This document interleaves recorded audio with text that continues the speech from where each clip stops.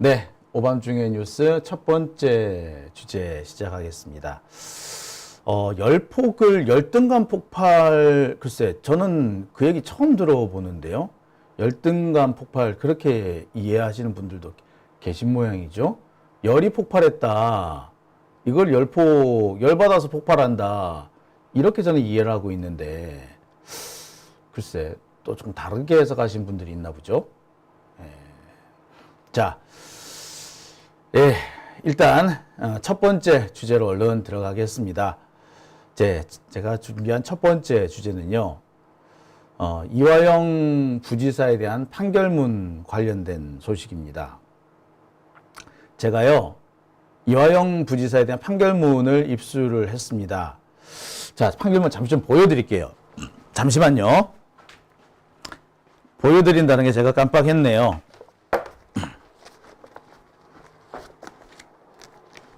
예. 지금 이렇게, 예, 이렇게 지금 자료가, 보이십니까? 예. 이거 너무 이렇게 뽀얘가지고, 예, 이게 보이십니까? 예, 이렇게 해서 이렇게 판결문이 이렇게 쭉 있습니다. 이렇게. 구하는 거 되게 힘들었어요. 예. 그래서 좀 이렇게 앞뒤로 해서 이렇게 많은 양의 판결문이 있습니다. 이게 두툼해요, 이렇게 판결문이 되게 두툼하니, 이렇게 보시면 이렇게, 이 정도로 두툼합니다. 이렇게. 꽤 두툼하죠? 이게 더군다나 앞뒤로 판결문이 나왔어요. 이렇게. 앞장도 있고 뒷장도 있고 이렇게 많이 판결문이 나왔는데요. 그러니까 지금 해보니까 지금 300여 장이 넘습니다. 이거 프린트하는데도 꽤 시간이 많이 걸렸고요. 근데 제가 이 판결문을 읽다 보면서 제가 느꼈던 것이 판결문의 절반 이상이 쓸데없는 얘기로 가득 차 있습니다. 공소장도 그렇고 판결문도 그렇고 핵심적인 내용만 들어가면 됩니다. 범죄가 되는 행동이 무엇이고 그 범죄가 되는 행동이 존재했다라는 증거가 무엇이며 그것이 범죄라는 법률은 무엇이다. 이 법률과 이 행동은 어떻게 연관이 된다. 그래서 유죄다. 이렇게 하면 돼요. 그러니까 뭐 길게 쓸 것도 없어요. 보통 그래서 대부분의 판결문은요, 서너 장을 넘어가지 않습니다. 길어봤자 10장이고요. 아주 길어도 2, 30장을 잘 넘어가지 않습니다.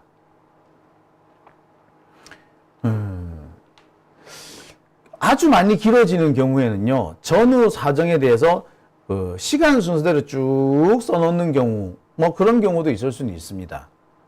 하지만 옛날 옛적에 있었던 일부터 뭐 시시콜콜 쓰는 경우는 참 드물어요. 판결문이 됐든 뭐 어찌 됐든. 그런데 말입니다. 제가 이 이화영 판결문을 보면서 되게 어처구니가 없었던 것이 이 시작이 뭐부터 시작한 줄 아세요? 이화영에 대해서 옛날에 이화영이 뭐 했다? 이 사람이 누구 보좌관으로 시작해가지고 언제 국회의원을 했고 언제 그 경기도 부지사가 되었으며 경기도 부지사의 역할은 무엇이고 이 역할에 대해서 관련된 규정은 뭐가 있으며 이렇게 되게 길게 써놨어요. 그게 거의 한 3, 40페이지 정도 됩니다. 옛날에 그 이재명 대표와 관련해가지고 검찰이 공소장 100장, 200장 썼다라고 하면서 우리 비웃었잖아요. 근데 실제 그 전체 중에서 핵심되는 내용, 쓸만한 내용은 20장이 채 안 되더라 하면서 제가 비웃었지 않습니까? 그래서 할 말이 많으면은 쓸 말이 없다고, 공소장에서 진짜 쓸 말이 하나도 없더라. 10장 남짓이더라고 제가 비웃었지 않습니까? 쓴 말 또 쓰고 어쨌다면서. 근데 이번에 이화영 판결도 똑같아요. 아니, 이화영이 옛날에 국회의원 누구의 보좌관으로 정치를 시작했고 이런 얘기를 왜 씁니까? 판사가 또라이야? 아니, 그런 걸 써놨더라고. 제가 어처구니가 없어가지고요. 야, 이걸 판결문을 왜 썼나 싶어요. 에? 내 진짜, 아휴. 자, 한번 볼게요.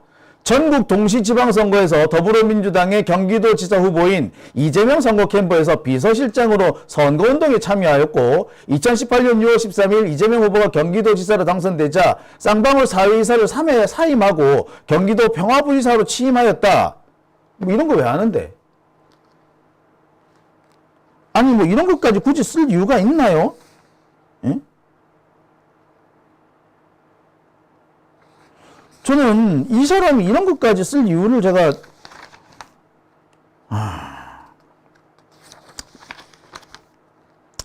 참 그러니까 보면서 제가 되게 웃었던 게 피고인 이화영 기초사실 이렇게 썼는데 그러니까 기초사실 이게 한참이 나와요. 그러니까 기초사실 응?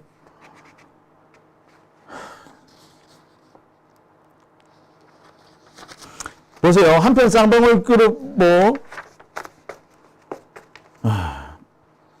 쌍방울 그룹 회장 김성태는 17대 국회의원 시절 통일외교통상위원회 간사의원으로 활동하여 직무상 남북교류 협력사업에 대한 경험이 있는 피고인과 주 쌍방울 사이에 2010년부터 17년 사이 고문계약을 체결하여 전국 동시지방선거에 민주당 경기도지사 후보에 이런 것까지 왜 씁니까?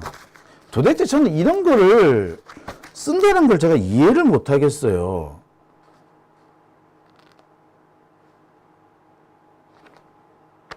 참 어처구니가 없어요. 그러니까 쓸데없는 내용들이 지나치게 많습니다. 좀 보면서 이런 거를 왜 썼지? 예. 네. 자, 기가 찹니다. 자, 소도가 좀 길어지고 있는데요. 자, 그러면 지금부터 하나씩 제가 짚어보겠습니다. 자, 판결문 본격적으로 제가 들어가기 전에 하나씩 짚어볼게요. 자, 아우, 서론이 자꾸 길어지니까, 저 무슨 말부터 시작해야 될지 조금, 벌써 제가 헷갈리기 시작하네요. 자, 시작하겠습니다. 판결문을 입수해 보니까 이화영 유죄 판결은 김성태의 진술로 지어진 집이더라. 자, 오늘 이 내용 집중적으로 해보겠습니다. 자, 제가 앞서서 진행했던 얘기는 판결문이 300여 페이지가 넘는데 실제로 필요한 내용은 별로 없고 쓰잘데기 없는 내용들이 너무 많더라. 뭐 기초사실이니 뭐 필요 없는 내용들, 그러니까 너무 주변 사실이 방대하게 들어가서 정말로 필요한 내용들은 찾기가 어려울 정도더라. 뭐 이 얘기를 제가 좀 전해드렸습니다. 그리고 정말로 필요한 내용들의 대부분은, 그리고 이화영의 유죄를 입증했다고 하는 증거의 대부분은 김성태의 진술에 불과하더라. 증거랍시고 제출된 내용들의 대부분은 김성태의 진술이거나 혹은 방용철의 진술이거나 그게 아니면은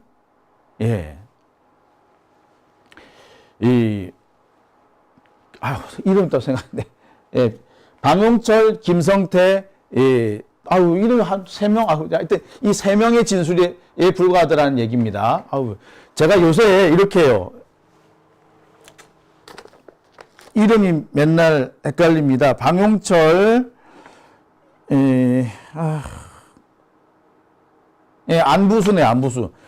좀 전까지 알고 있던 이름인데 갑자기 이름이 생각이 안 나는 이런 일이 생기네요. 정신이 없다 보니까. 자, 하나씩 시작하겠습니다. 자, 세계일보 보도를 한번 보시겠습니다. 이화영이 이재명한테 보고를 했다라는 게 이 세계일보 보도였습니다. 법원이 김성태의 진술을 인정했다라는 보도가 이게 세계일보 보도의 내용의 핵심이에요. 자, 이 세계일보 보도와 비슷한 보도가 하나 더 났었죠. 이거는 조선일보 보도입니다. 이화영, 이재명에게 대북 송금 보고, 법원 김성태 진술 증거로 인정. 이재명과 통화 진술도 신빙성 판단. 자, 이 세계일보 보도와 조선일보 보도 이 두 개를 종합해 보면 김성태의 진술을 법원이 증거로 인정했다라는 내용이 포함되어 있습니다. 그러니까 김성태의 진술이 신빙성이 있다라는 판단을 했다라는 거죠. 실제로 보면은 판결문 내용의 대부분은 김성태의 진술이 있기 때문에 이화영이 유죄다. 이 부분이 대부분입니다. 제가 보면서 되게 황당했었어요. 한국일보 보도에도 동일한 내용이 있고요. 여기 SBS 보도에도 동일한 내용이 있습니다. 아무튼 법원은요, 김성태의 진술에 100% 신빙성을 부여했습니다. 김성태의 진술에 신빙성을 부여한 거, 김성태의 진술에는 어떤 게 있느냐면 크게 세 가지가 있습니다. 첫째, 중국 단둥과 필리핀에서 통화를 했다. 이화영과 이재명이 통화를 하는데 거기에 끼어 들어가가지고 김성태가 이재명과 통화를 할 수 있었다. 그게 두 차례, 단둥과 필리핀이었다. 이게 2019년 1월, 이게 2019년 7월, 뭐 그렇다는 거예요. 그 다음에 중국 심양 등에서 북측 인사를 만났는데 이 자리에 이화영이 동행했다. 이 자리에서 방북 자금이라든지 스마트팜 대금이라든지 기타 북한에 간 돈이 이화영을 통해서 경기도 자금이었다라는 것이 뭐 인정이 됐다. 뭐 이런 거죠. 이화영이 북한에 보낼 돈이었는데 경기도가 북한에 보낼 돈인데 이거를 쌍방울을 통해서 대신 보낼게요 라고 얘기를 했다라는 거예요. 이거를 중국 심양 등지에서 북측 인사들을 만나서 그렇게 했다라는 겁니다. 그래서 뭐 리호남이니 송명철이니 이런 사람들을 만났었다. 하여튼 이렇게 진술한 게 있는데 이 세 가지 김성태의 진술을 모두 다 신빙성이 있다라고 판단을 해줬다라는 겁니다. 자, 도대체 뭐 가지고 신진우 부장판사는 도대체 뭘 가지고 이 김성태의 진술을 신빙성 있다라고 판단한 걸까요? 도대체 뭐 가지고 그렇게 판단한 겁니까? 판결문을 뒤져봤어요. 도대체 신진우는 뭘 가지고 김성태 진술에 신빙성이 있다라고 판단했느냐? 판결문을 보여드리겠습니다. 자, 잘 안 보이실 것 같아서 제가 여러분들한테 직접 영상을 직접 보여드리도록 하겠습니다. 자, 이게 판결문의 내용입니다. 자, 보이십니까? 자, 하나씩 잘 안 보이실 것 같아서 제가 다시 확대를 해서 보여드리도록 하겠습니다. 피고인 방용철 및 김성태, 안부수의 진술 중 피고인 이화영의 진술을 내용으로 하는 부분입니다. 뭐라고 되어 있는지 보세요. 자, 이 부분은 무슨 내용인고 하니 방용철, 김성태, 안부수의 진술 중에서 이화영에 대한 부분이 있는데 이 부분에 대해서 판사인 내가 판단을 한번 내려볼구마이. 자, 나는 이렇게 생각해. 요 내용입니다. 자, 뭐라고 판단을 내렸는가 보세요. 피고인 방용철 및 김성태, 안부수가 피고인 이화영으로부터 당시 유사한 내용을 들었다는 취지로 진술하고 있어 상호 부합하고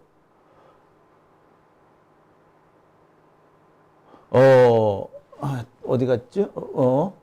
피고인 또 어디 사라져 버렸네. 예, 잠시만요, 여러분. 상호 부합하고 피고인 이화영에 대하여 진술 능력을 인정할 수 있다. 신빙성 여부는 변론으로 한다. 자, 이렇게 돼 있죠. 잠깐만요. 이게 중간에 뭐가 하나 사라졌네요. 잠시만요. 이게. 예, 이렇습니다. 자, 예, 여러분. 제가 다시 한번 하겠습니다. 예. 자, 지금 제가, 이게 되게 헷갈리게 되어 있네요. 자, 여러분, 죄송합니다. 다시 한번 앞으로 돌아가겠습니다. 예. 자, 다시 할게요. 자, 이렇게 되어 있습니다. 피고인 방용철 및 김성태 안 부수가 피고인 이화영으로부터 당시 유사한 내용을 들었고 그 내용이 서로 부합하기 때문에 그래서 이화영에 대하여 증거 능력을 인정할 수 있다라고 한 겁니다. 즉 김성태 안부수의 진술이 일치하기 때문에 이것은 증거 능력이 있다라고 얘기를 한 거예요. 아, 제가 좀 헷갈렸네요. 자, 제가 헷갈리다 보니까 여러분들한테 말씀을 제대로 전달을 못한 것 같습니다.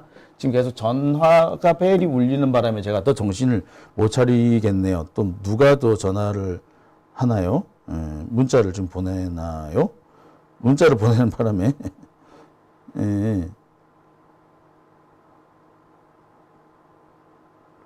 네. 자, 다시 한번 제가 말씀을 전해 드릴게요. 자, 지금 문자 보내시면요, 방송 중이라 제가 헷갈립니다. 예. 보내신 내용은 제가 직접 봤습니다. 방금 문자 보내신 분 제가 잘 봤으니까, 자, 보시겠습니다. 자, 정리를 할게요. 자, 김성태하고 안부수의 진술이 일치하기 때문에 이화영에 대해서 유죄를 인정할 수 있다라고 여기 판결문에 적혀 있는 거죠. 그죠? 자, 그 다음으로 한번 넘어가 보겠습니다. 자, 관련자들 진술의 신빙성이라는 부분입니다. 김성태, 방용철의 위각 진술은 대체로 구체적이고 일관되며 상호 부합한다. 나아가 이 법정에서 관찰되는 태도, 진술 자체 또는 전제 사실, 인정 사실을 비롯해 객관적 사실관계에 모순되는 부분을 찾기 어려운 점, 허위 진술할 이유가 없는 점 등 때문에 신빙성이 인정된다 라고 얘기를 합니다. 자, 되게 황당해요. 구체적이고 진술이 일관되고 상호 부합되기 때문에, 그러니까 김성태하고 방용철의 진술이 서로 구체적인 데다가 부합하기 때문에, 그러니까 만약에 김성태하고 방용철이 서로 말을 짜 맞추면은 구체적이고 일관되고 서로 부합될 수 있는 거 아니에요. 그러니까 둘이서 같이 검사실에서 술 먹고 연어회 먹으면서 말을 맞춘 경우면은 얼마든지 딱 맞아 떨어지는 거 아닙니까? 근데 지금 그 상황이잖아요. 에? 술 먹고 같이 입 맞추고 있었다는 거 너무나도 뚜렷하게 드러나는 상황인데 이걸 신빙성 있다라고 한 겁니다. 자, 그리고요, 다음 부분을 계속 보겠습니다. 자, 이 사건 당시 촬영된 영상을 보니까 이화영이 이런 얘기를 하더라. 저렇게 디벨로프먼트 이렇게 영어 같은 거 쓰지 마 라는 그런 식으로 말하는 이화영의 말이 동영상에 찍혀 있는 게 있더라. 아, 그런 거 보니까 아우, 이 김성태 방용철의 말이 신빙성이 있네. 그리고 그때 보니까 뒤에 김성태라든지 신명섭이나 뭐 이런 방용철 이런 사람들 같이 앉아 있기도 하대. 그런 사진이랑 뭐 이런 게 있으니까 그러니까 신빙성 있네. 이런 판단을 내린 겁니다. 자, 근데 이게 말이 좀 이상하지 않나요? 딱 그 상황에 녹음이 돼 있는 게 아니고 그 전후 사정, 다른 상황에 녹음이 돼 있는 건데, 다른 상황에 사진이 찍혀 있는 건데, 그 말을 했다라고 인정을 할 수 있습니까? 그러니까 예를 들어 이런 거예요. 내가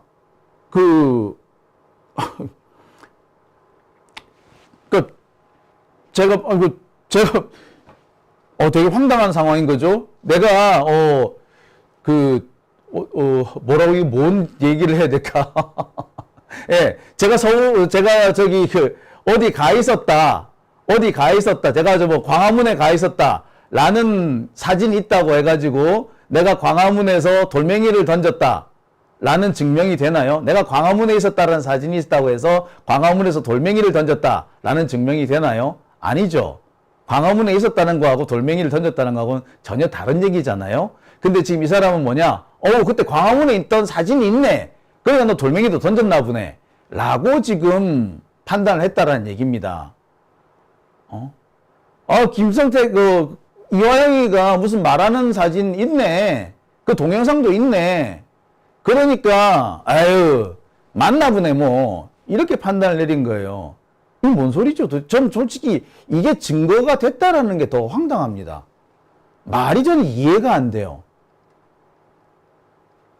자, 마치 이걸 보면은, 이화영이, 말하는 내용이 김성태가 주장하는 것과 동일한 내용이 녹음이 되어 있는 것처럼 그렇게 보여요. 하지만 그것과는 전혀 상관없는 내용이 기록이 되어 있는 겁니다. 자, 보세요. 다시 한번 제가 보여드리겠습니다. 뭐라고 되어 있습니까?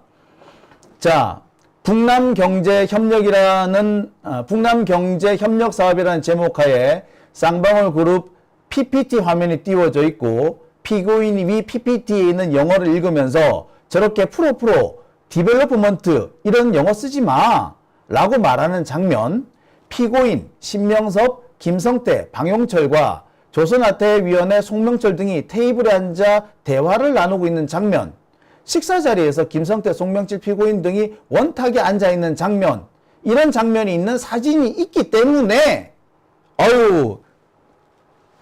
김성태 진술이 믿을 수 있어 라고 말을 한 거예요.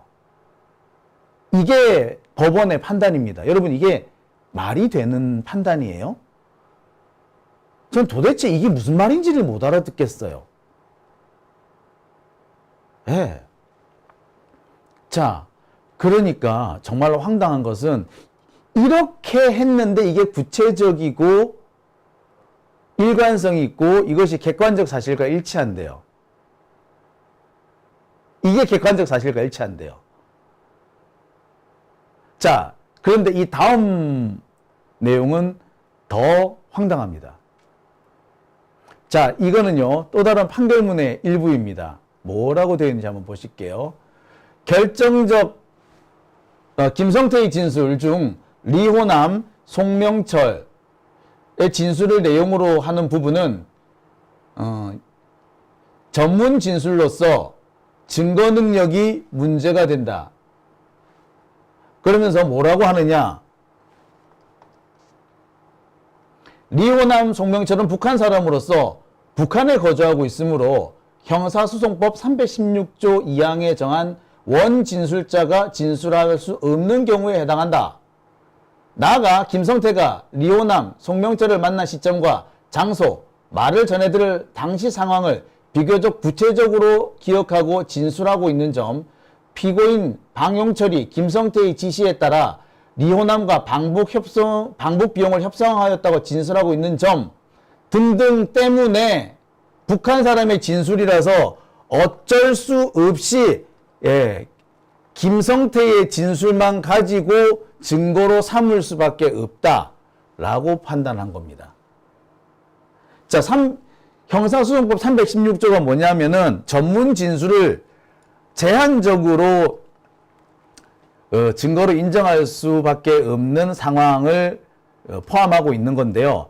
이미 그 원진술자가 사망한 경우 또는 도저히 데려올 수 없는 상황인 경우, 그런 경우에 제한적으로 그 전문 진술을 인정할 수 있는데, 그 경우라 하더라도 이 전문 진술을 인정할 수 있는 다른 증거들이 있어야 한다. 뭐 이런 내용을 담고 있어요. 그러니까 이 말은 뭐냐면, 이호남이나 송명철이 부착한 사람이라서 데려올 수 없잖아. 그런데 김성태 얘 말은 진짜 신뢰할 수가 있어. 그러니까 김성태 말을 증거로 삼는 거야. 따라서 이화영은 유죄야. 요렇게 하는 겁니다. 이게 뭡니까 이게? 말이야 빵구야. 그러니까 단 한마디가 그겁니다. 종합하면 그래요. 김성태하고 안보수의 진술이 인치해. 그리고 그게 구체적이야.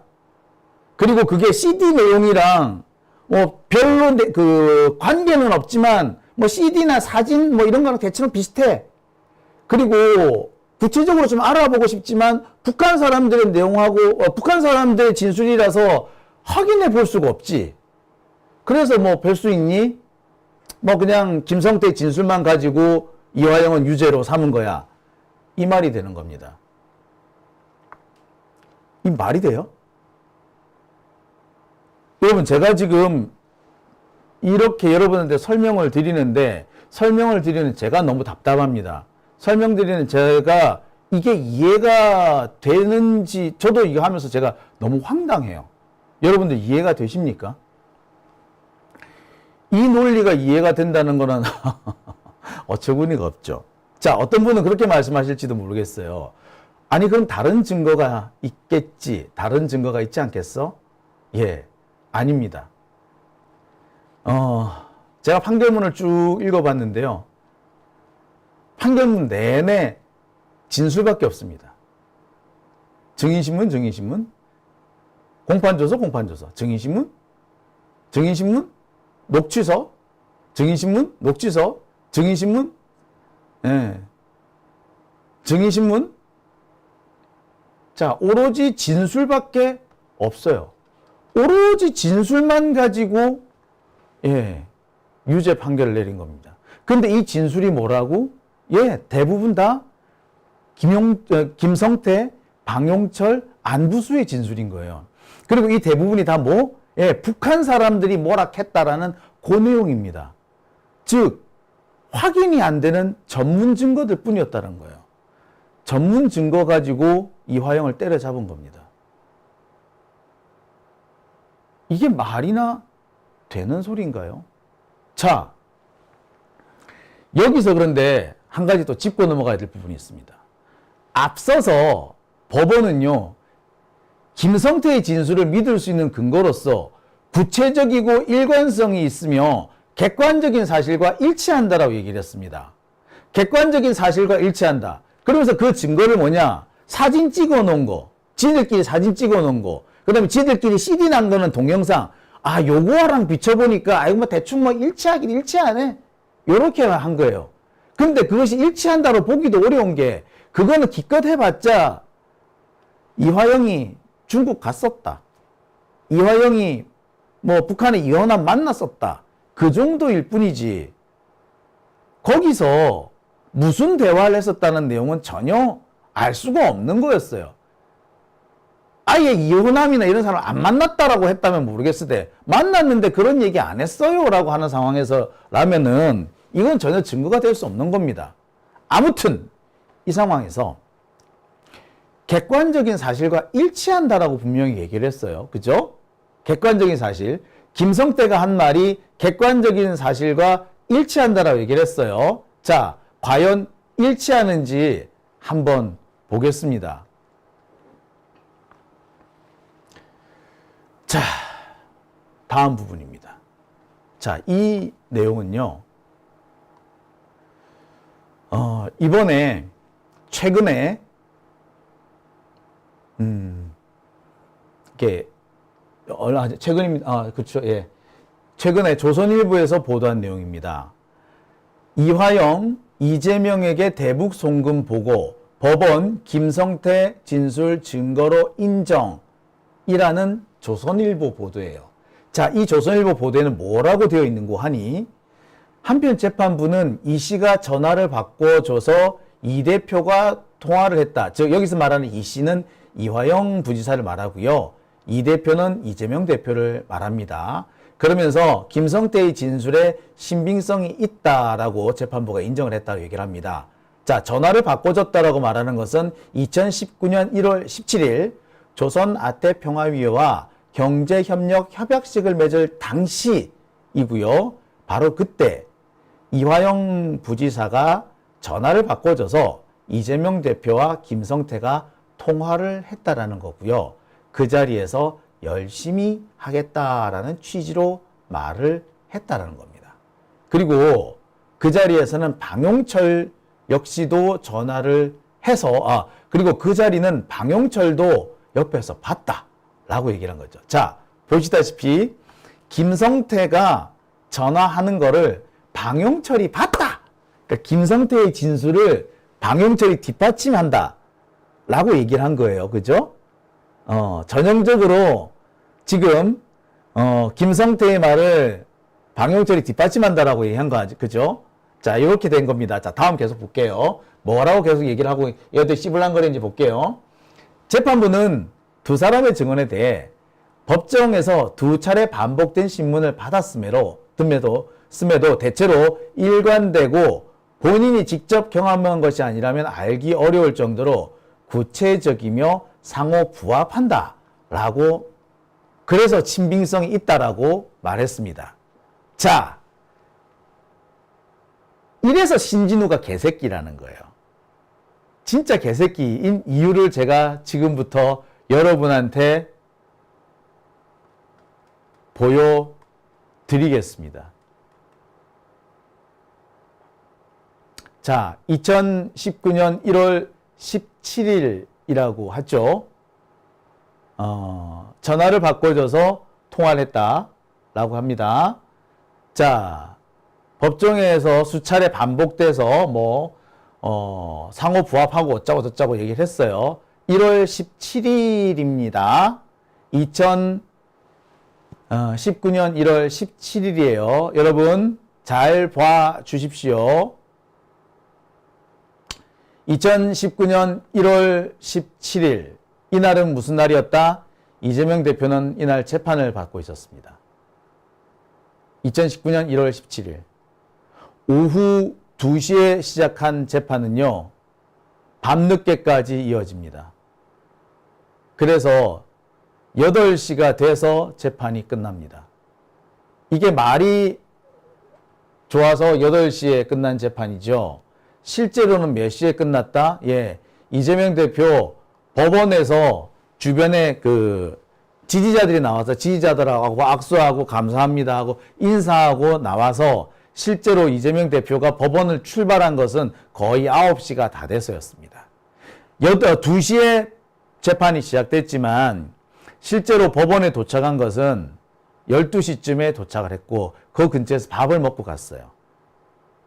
자, 실제로 전화 통화를 할 수 있는 시간은 오전밖에 없었는데 이날 행사는 오후였어요. 자, 얘들이 나중에는 뭐라고 했다? 저녁 때라고 얘기를 합니다. 그래서 언제? 예, 그래서 나중에 나온 얘기가 술에 만취돼서 언제 했는지 모른다라고 말이 바뀌는 거예요. 이들이 왜 이런 얘기 한 줄 아세요? 통화 기록이 안 남아있기 때문에 이런 겁니다. 계속 이들이 시간이 바뀌었어요.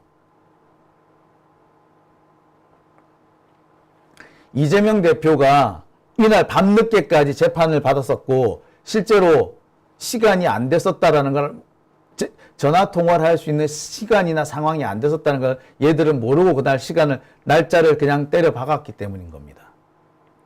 네. 이렇게 된 거예요. 자, 이게 객관적인 사실과 일치하는 내용인가요? 이게 구체적인, 경험하지 않으면 안 되는 구체적인 사실인가요? 아마 이걸 정말로 전화를 했었더라면 그날 이재명 대표가 재판하는 날이라 가지고 아마 이날 되게 힘들어 하셨다고 이런 말을 분명히 했을 겁니다. 모르잖아요, 지들은. 네. 자, 어떻습니까? 이미 여기에서부터 이번 이화영 부지사 재판은 엉터리였다라는 것이 드러나고 있죠. 정말 화가 납니다. 자, 오밤중의 뉴스 함께하고 계십니다.